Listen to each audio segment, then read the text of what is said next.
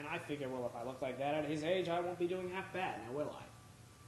And his friend looked pretty good, too. Sort of cheered me up in a way.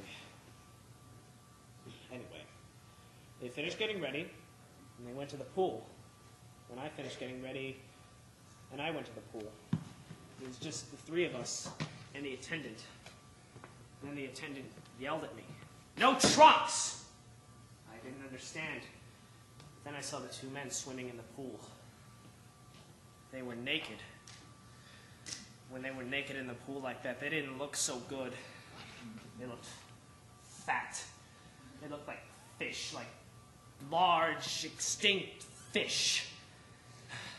I bent to take down my trunks, and as I did, the bald man, he came up for air.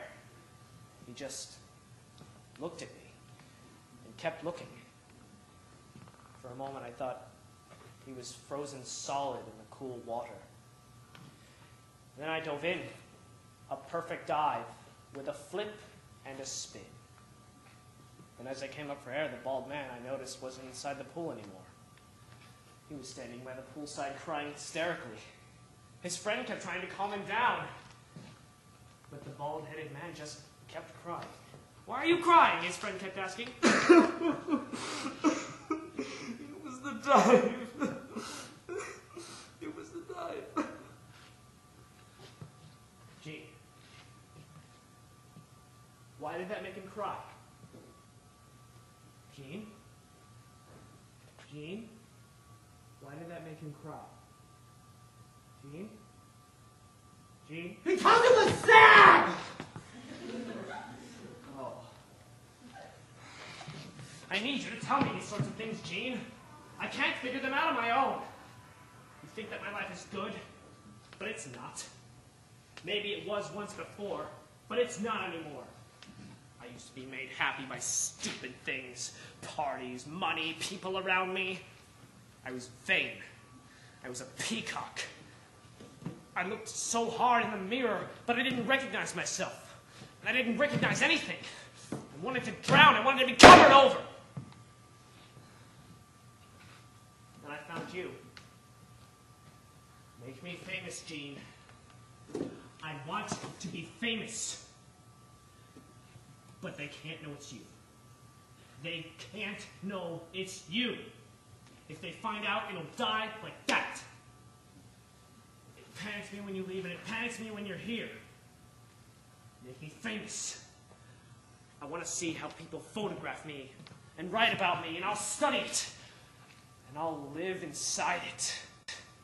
Fame will be a kind of home for me. But I need you to get it for me. Gene, you are the whole problem of my life. But without you, I have no life. Make me famous, Gene. I'll give you whatever you want. I promise I won't deny you anymore. Anything that I can, I will give you.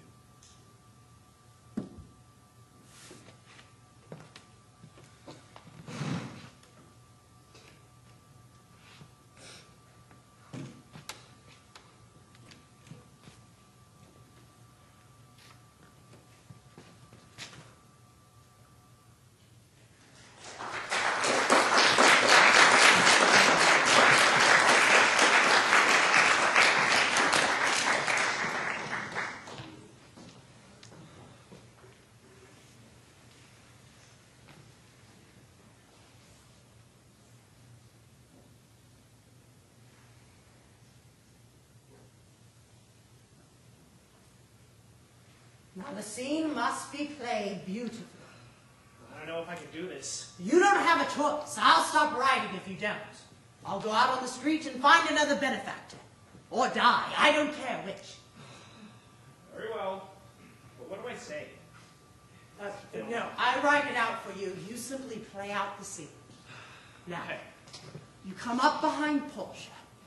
You fling an arm around her chest. That's melodramatic. You fling an arm around her chest. Yes, all right, fine.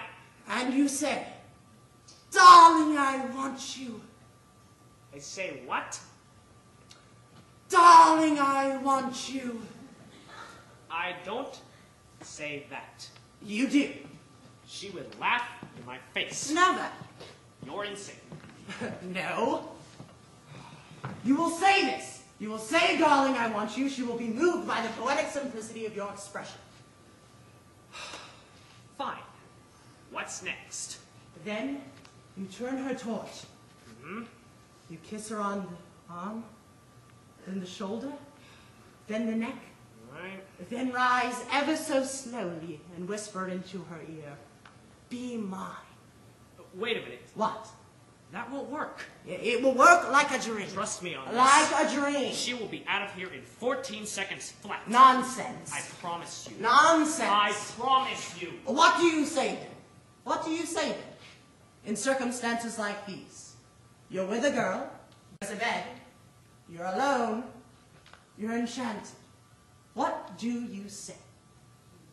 You want to sleep with me? Oh, Sorry. you don't understand. I do. You don't understand the situation. Inform me. You are enraptured. You are transported. This is no common lay. This is no cheap one-nighter. The finest fibers of your being are quivering in expectancy. Poetry floods your soul. Do you want to sleep with me? Simply will not suffice. No, not tonight. What do you say when all the beauty in the world trends inside you? You staying? Jean. Jean. The world requires Jean. me to rewrite its wretched dialogue. Jean. You will say this. You will say, darling, I want you. You will say, be mine. You will be tender, slow, and romantic. You will make it work. Not a word from you. I know. Not a peep. I promise. For your good as well as mine, Jean. Yes. You know that I look out for the both of us, don't you? I know. All right. I'll be back soon. Oh, Todd. Todd. You know, it wouldn't be half so bad if she saw me. Yes. Often beautiful women come upon hideous men and learn to love them. Yes, they discover inner beauty. Oh, and crowns of light weave into canopies over their head, and the carbuncles and cicatrix, and humps and whence miraculously disappear. Yes, the beast will be replaced by angels. She'll see me, Todd. She'll see me. And you'll be loved for me.